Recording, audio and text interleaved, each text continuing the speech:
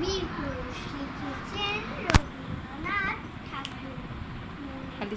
যেন বিদেশ ঘুরে মাকে নিয়ে যাচ্ছি অনেক দূরে, তুমি যাচ্ছ পালকিতে মা চড়ে, দরজা দুটো একটু ফাঁক করে।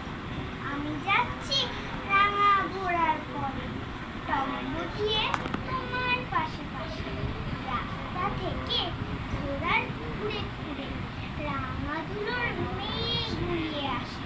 সন্ধে হলো, সূর্য নামে পাটে, এলেন যেন চোরা দিঘির দিকে, ধু ধু করে যেদিক পারে চায়, কোনোখানে জনমানব নাই, তুমি যেন আপন মনে ভয় পেয়ে ভাবছো এলেন কোথায়।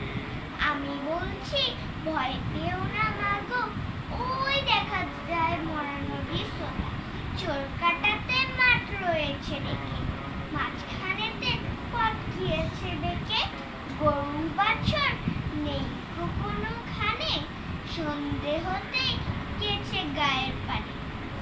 আমরা কোথায় যাচ্ছি কে তা জানে,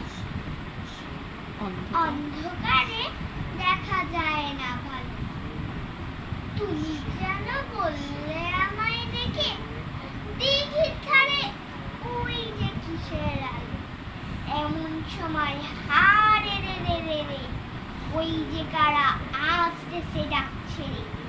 তুমি ভয় পালকিতে এক কোণে ঠাকুর দেবতা স্মরণ করছো মনে, পেয়ারাগুলো পাশের কাটা বনে, পালকি ছেড়ে কাঁপছে ধরো ধরো। আমি যেন তোমায় বলছি দেখে, আমি আছি ভয় কেন আমার, হাতে লাঠি মাথায় ঝাঁকড়া চুল, কানে তাদের গোজা জবা ফুল।